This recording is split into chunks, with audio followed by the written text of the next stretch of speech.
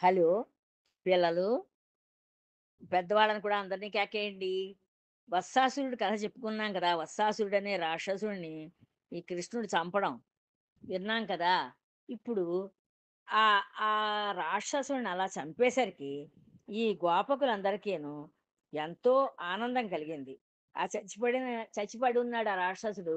వాడిని చూసి వీళ్ళందరూను పట్టరాని ఉత్సాహం వచ్చేసింది పిల్లలందరికీను. వచ్చి వాళ్ళు గొంగళ్ళు కప్పుకుంటారు. గొంగళ్ళంటే చెప్పాను కదా! ఒక ఊల్లాంటి దారాలతోటి దళసరిగా నేసినవన్నమాట. అది ఊలు కాదు. అదొక రకం అలా లావు దారాలుంటాయి. ఆహ్, ఇది మేకలు, గొర్రెలు వాటి వెంట్రుకల్లాగా ఉంటాయి మరి. అలాంటి వాటితోటి నేసిన వాటిని దుప్పటి అంత నేస్తారు. దాన్ని గొంగళ్ళు అని పిలుస్తారు. అది సాధారణంగా ఈ ఆవుల్ని, గేదెల్ని మేపేవాళ్ళు ఒంటికి కప్పుకుంటారు. ఎంచేతంటే వాళ్ళు అడవుల్లోనూ అక్కడ తిరుగుతూ ఉంటారు కదా! ఆవులతోటి పాటు. తిరిగేటప్పుడు ఈ దోమలు, ఈగలు లేకపోతే ఇంకా విషపు జీవులు పీకుతూ ఉంటాయి. అంచేత వాటి నుంచి రక్షించుకోవడం కోసానని అలాంటి దళసరివి గొంగళ్ళంటారు వాటిని. అవి కప్పుకొని తిరుగుతూ ఉంటారు వాళ్ళు. భుజాన మీద యేసుకొని తిరుగుతూ ఉంటారు. అవసరం వచ్చినప్పుడు కప్పుకున్నట్లుగా కప్పుకుంటారు. ఆ గొంగళ్ళన్నీ పైకెగరేశారట ఈ పిల్లలందరూను. ఈ వత్సాసురుడిని ఎప్పుడైతే కృష్ణుడు చంపేశాడో, వెలగ చెట్టున పెట్టి కొట్టాడు ఆ వత్సాసురుడిని. అంటే ఆ దూడ కింద వచ్చినాడు కదా! వాడు ఆ రాక్షసుడు. ఆవు దూడ కింద వచ్చి వీళ్ళతోటి కృష్ణుడు వెనకాల తిరుగుతున్నాడు కృష్ణుడిని చంపుదామని. వాడిని వాడి వెనకాలకెళ్ళి కృష్ణుడు వాడి కాళ్ళు ఆ వత్సాసురుడంటే ఆ దూడ కింద ఉన్న ఆ వత్సాసురుడు యొక్క కాళ్ళు 4 కాళ్ళు ఉంటాయిగా దూడకి. ఆ 4 కాళ్ళు తోకా పట్టుకుని గట్టిగాను గిరగిర గిరా తిప్పి అక్కడ వెలగ చెట్టు ఉంటే వెలగ చెట్టుని ఎత్తి కొట్టాడు. కొట్టేసరికి వాడు కాస్త పిండి పిండి ముక్కలైపోయి నేలన పడి చచ్చిపోయాడు. చచ్చిపోయేటప్పుడు మళ్ళీ వాడు రాక్షసుడైపోయి కనిపించాడు వీళ్ళందరికీను. వీళ్ళు చూసారు. అబ్బా! మన కృష్ణుడు ఈ రాక్షసుడిని ఎలా చంపేశాడో అనుకుని ఇంక ఆనందం పట్టలేక వాళ్ళ భుజాల మీద ఉన్న ఆ గొంగళ్ళన్నీ పైకి ఎగరేశారట ఆకాశంలోకి. పైకి. ఎంత దూరం ఎడితే అంత దూరమును. చప్పట్లు కొట్టారు. తుళ్ళింతలతోటి పొంగిపోయారు. అంటే ఆనందం. రకరకాల కూతలు అవి పెట్టి ఆనందంతోటి వాళ్ళు పొంగిపోయారు. చిన్ని కృష్ణుడి బలాన్ని పొగిడారు. ఈ చిన్ని కృష్ణుడి బలాన్ని ఎంత బలవంతుడో ఈ బుల్లి కృష్ణుడు మనకి స్నేహితుడి కింద దొరికాడు మన అదృష్టం కొద్దీ అనుకుంటూ ఈయన్ని పొగిడారు. ఆ సమయంలోను దేవతలు పైనుంచి అన్నీ చూస్తున్నారట. వాళ్ళేం చేశారు? వాళ్ళు పుష్పవర్షం కురిపించారు. పువ్వులతోటి వానలాగా కురిపించారు. వాన చినుకులు మనకు పడుతుంటాయి నీళ్ళ చినుకులు. వాన చినుకులు కాకుండా వాళ్ళు పువ్వులతోటే వానలా కురిపించారట దేవతలు సంతోషించి. వాళ్ళ ఆనందాన్ని వాళ్ళు అలా వ్యక్తపరిచారు. సరే ఈ సుఖమహర్షి పరీక్షనితోటి చెప్తున్నాడండి పరీక్షన్ మహారాజుతోటి. "ఓ పరీక్షన్ మహారాజా! ఆవు తన దూడను రక్షించేటట్లుగా ఈ లోకాలన్నిటిని వాత్సల్యంతోటి రక్షించడానికి అవతరించాడు మన ఈ బుల్లికృష్ణుడు.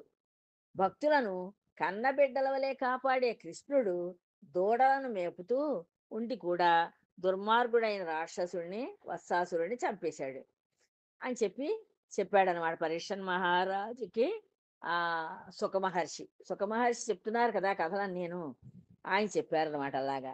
ఒకనాడు ఉదయాన్నే గోపకుమారులందరూ కలిసి దూడల్ని తోలుకుంటూ ఒక అడవికి వెళ్ళారు. వాడి ఆ రోజుని తీవ్రంగా కాస్తోంది. ఆ తీవ్రమైన ఎండకి ఈ ఈ గోపకుమారులందరికీ విపరీతమైన దాహం వేసింది. ఆవు దూడలు కూడా పాపం ఎండకి పీకిలు వేళ్ళాడేసి ఒడిలిపోయినట్టయిపోయేసరికి వీళ్ళేం చేశారు, ఈ దగ్గరే ఒక కొలనుంది. ఆ కొలనులో ఈ ఆవు దూడల్ని దింపి నీరు తాగిద్దాము.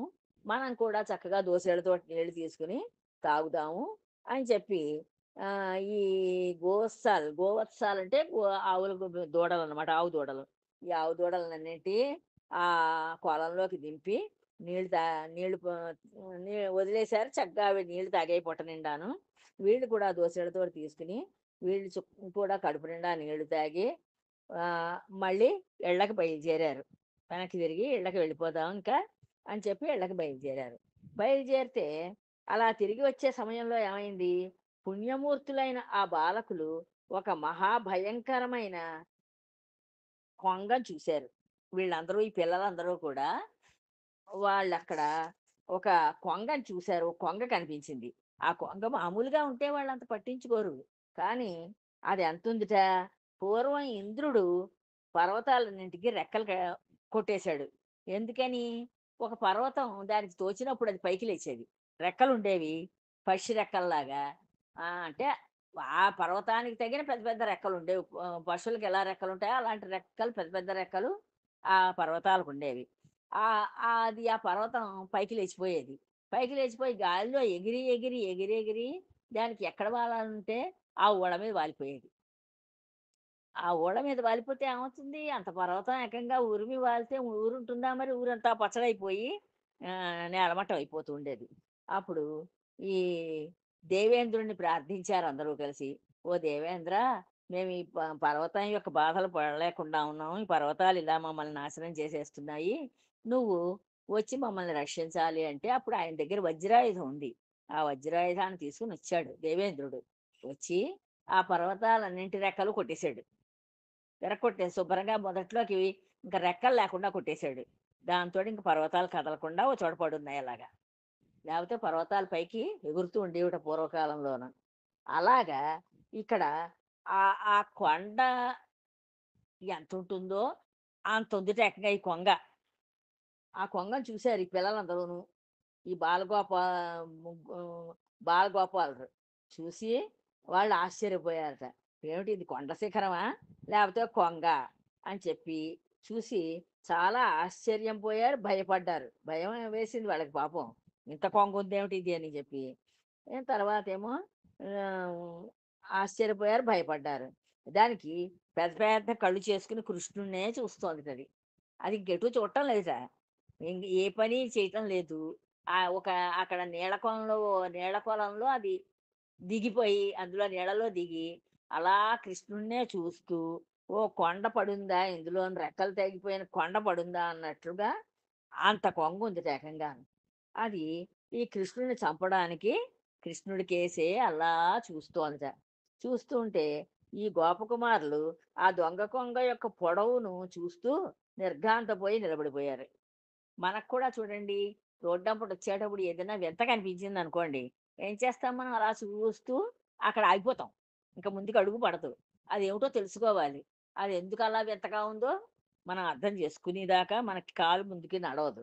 అలాగే ఈ పిల్లలందరూ కూడా అక్కడ అలా నిర్ఘాంతపోయి అందులో చిన్న పిల్లలు కూడా కదా! వాళ్ళు కొంగల్ని చూస్తారు కానీ, అంత పెద్ద కొంగని ఎప్పుడు చూడలేదు వాళ్ళు. దాని కళ్ళు చూస్తే చాలా పెద్ద పెద్దవిగా ఉన్నాయి.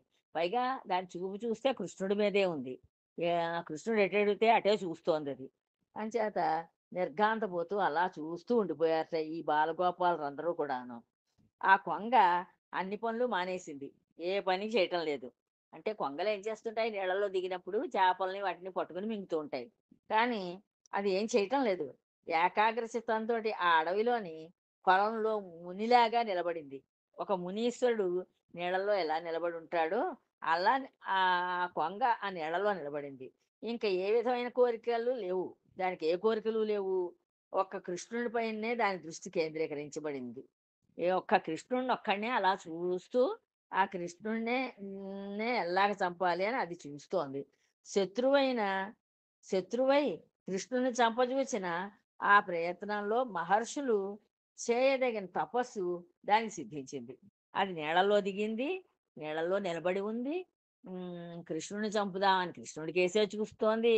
అలాగే ఇంక కన్ను వాల్చకుండాను మహర్షులు ఎలా అయితే నీళ్ళలో నిలబడి భగవద్ధ్యానంలో ఉండి ఈ ఈ కొంగ కూడా మరి కృష్ణ ధ్యానంలోనే ఉంది కదా! భగవద్ధ్యానంలో ఉండి ఆ భగవంతుడిని ఎలాగ ఆరాధిస్తూ ఉంటారో, అలాగే ఈ కొంగ కూడా అలా ఉందంటున్నాడు ఆయన పోతన గారు. ఈ కృష్ణ ఇది ఒక తపస్సు చేస్తున్న మునిలాగా ఆహ్, ఆహ్, ఆహ్, ఆ నీళ్ళలో నిలబడి అలా కృష్ణుడినే ధ్యానిస్తూ, కృష్ణుడినే చూస్తోంది అని చెప్తున్నారు. ఈ విధంగా నీటిలో మాటు వేసి ఉన్న బ బ ఆ రా బకం అంటే కొంగ. బకాసురుడనమాట. వాడి పేరు బకాసురుడు. ఆ బకాసురుడు అంటే కొంగ రూపంలో వచ్చాడు ఆ రాక్షసుడు. అంచేత వాడి పేరు బకాసురుడు పెట్టారు. ఆ టక్కరి కొక్కెర ఒక్కసారిగా కృష్ణుడి వైపు కుప్పించి దూకింది. అదేం చేసింది అప్పటిదాకా కదలకుండా కృష్ణుడిని చూసేది. కృష్ణుడు ఎప్పుడైతే ఆ నది మడుగు దాకా దగ్గరకొచ్చాడో ఆ నీళ్ళ దాకాను అంటే అలా వెడుతున్నారు వీళ్ళు ఇంటికెళ్ళిపోతున్నారు. చూసింది. ఆ కొంగ కూడా చూసింది.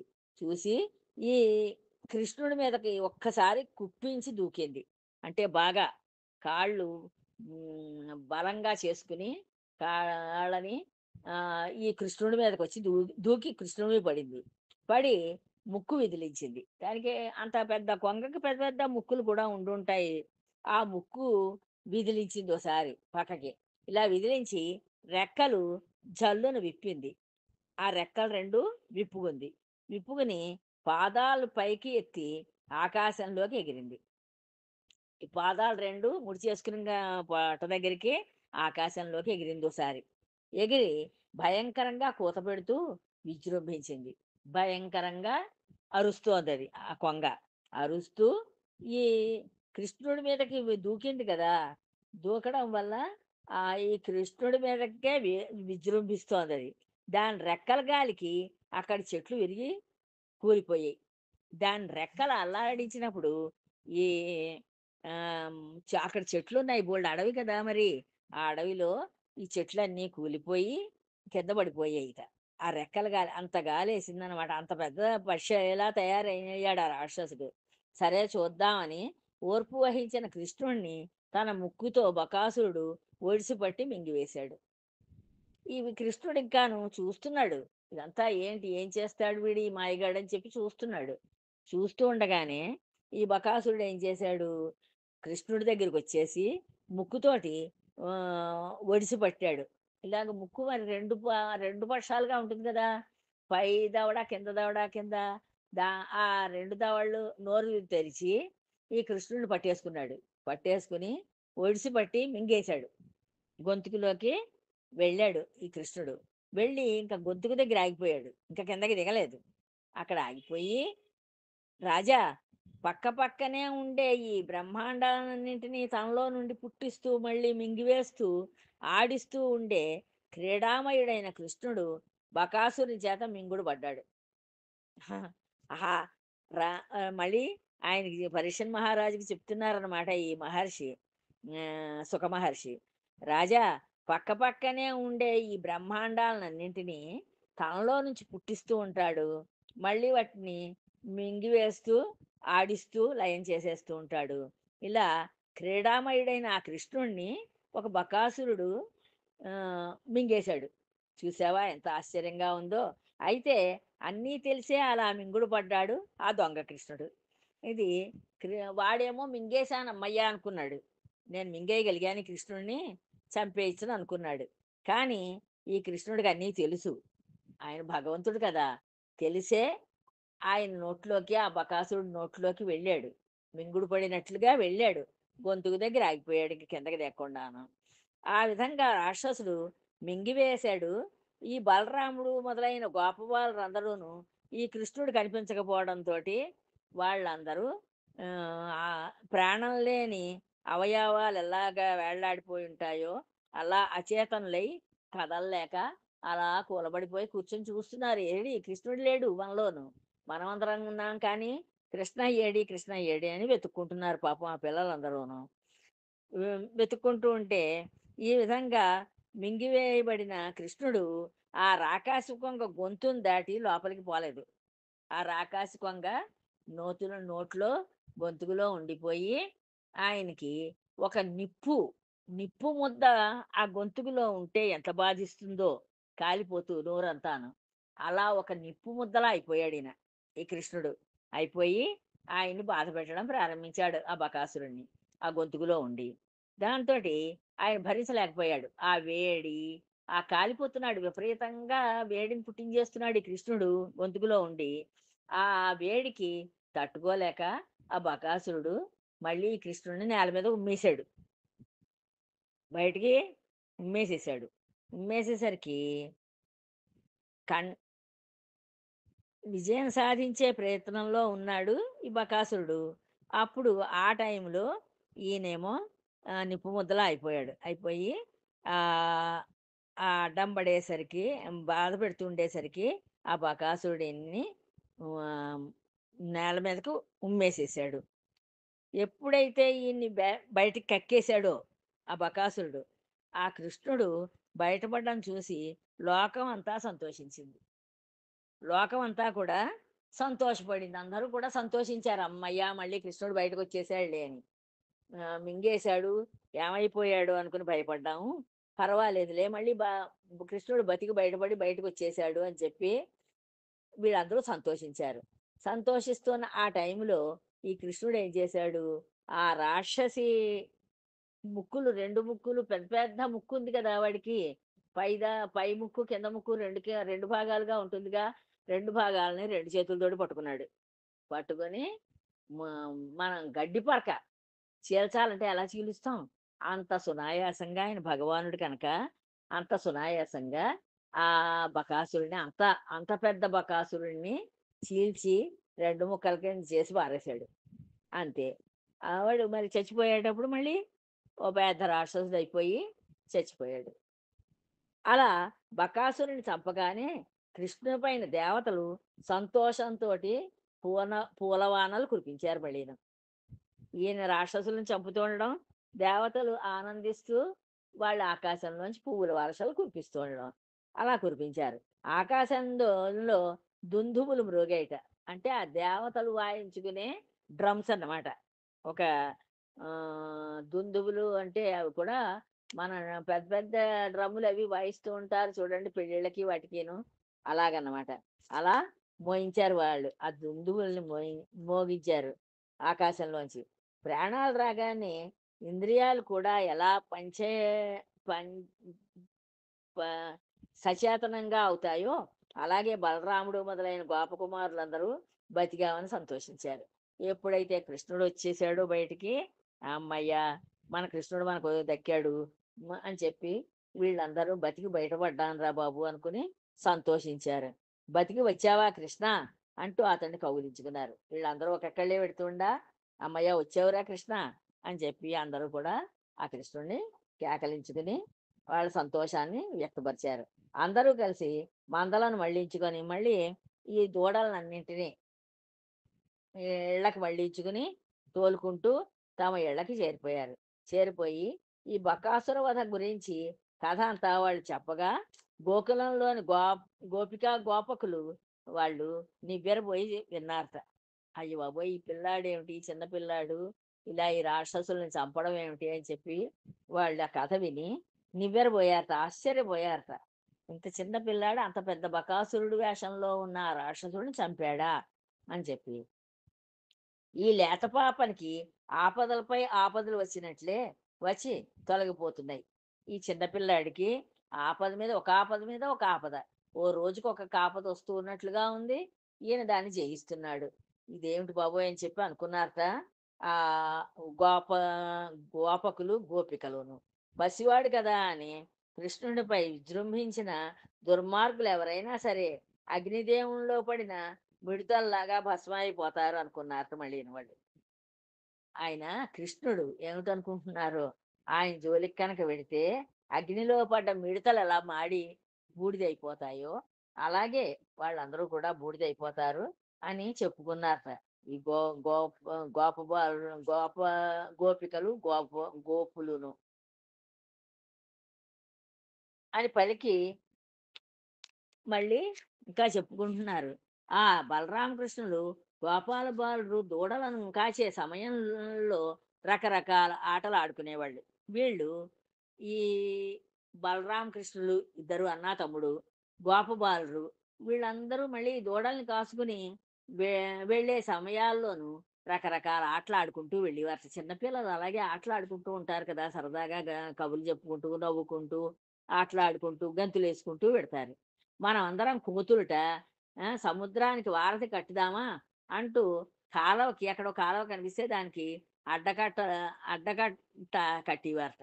అడ్డంగా రాళ్ళతోటి ఒక ఇదే అడ్డకట్ట సముద్రానికి అడ్డకట్ట వేద్దామా అనుకుంటూ అలాగ కట్టేవారట.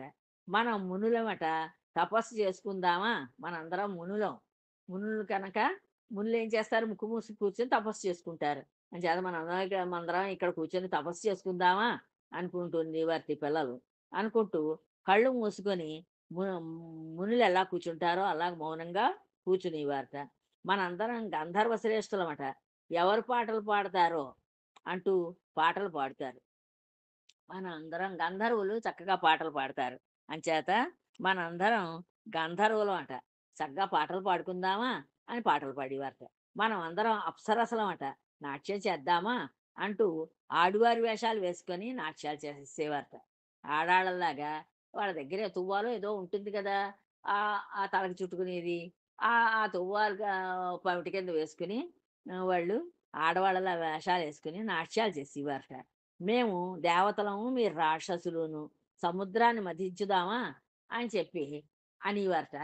అనుకుని అక్కడ ఒక చిన్న పిల్ల కాలువ ఉంటే, ఆ కాలువలో చేపల్ని పట్టుకుని, ఆ చేపల్ని చేత్తోటి పట్టుకుని ఇలాగ గిరగిరా తిప్పుతూ అది మధించడం అన్నమాట. కొండని అందులో పెట్టి మదిస్తే దేవతలు, రాక్షసులు అమృతం పుట్టింది కదా! అలా వీళ్ళు ఇది సముద్రం అనుకుని మదిద్దామా అని చెప్పి ఆ చేపని పెట్టి అందులో చేపల్ని పట్టుకొని అందులో అలా తిప్పుతూ ఉండేవారట. బలరామకృష్ణులు ఏ పని చేస్తే మిగిలిన గోపకులందరూ వారినే అనుసరించి ఆ పని చేస్తారు. ఈ బలరామకృష్ణులు ఏం చేస్తే ఈ మిగతా పిల్లలందరూ కూడా ఆ పనే చేస్తారు. ఈ విధమైన ఆటపాటలతో వారందరూ అందరికీ ముద్దు గొలిపేటట్లు కనిపిస్తూ కన్నుల విందు చేస్తూ ఉండేవారు. ఈ బలరామకృష్ణులు ఏ పని చేస్తే వాళ్ళు కూడా అదే పని చేస్తూ ఆటపాటలతోటి ఈ ఎంతో ముద్దుగా చిన్నపిల్లలు చేసే పనులు ప్రతిదీ ముద్దుగా ఉంటాయి కదా! ఈ పెద్దవాళ్ళందరూ వీళ్ళు చేసే ఈ ముద్దు ముద్దు పనులకి వాళ్ళందరూ ఆనందిస్తూ కన్నుల విందు చేస్తున్నారు ఈ పిల్లలు బావుందని చెప్పి చాలా సంతోషంగా వాళ్ళ జీవితాల్ని గడుపుకుంటున్నారు. సరే తర్వాత మళ్ళీను ఇంకో కథ చెప్పుకుందాం రేపు. ఇక్కడికి ఆపేస్తాను. జై శ్రీ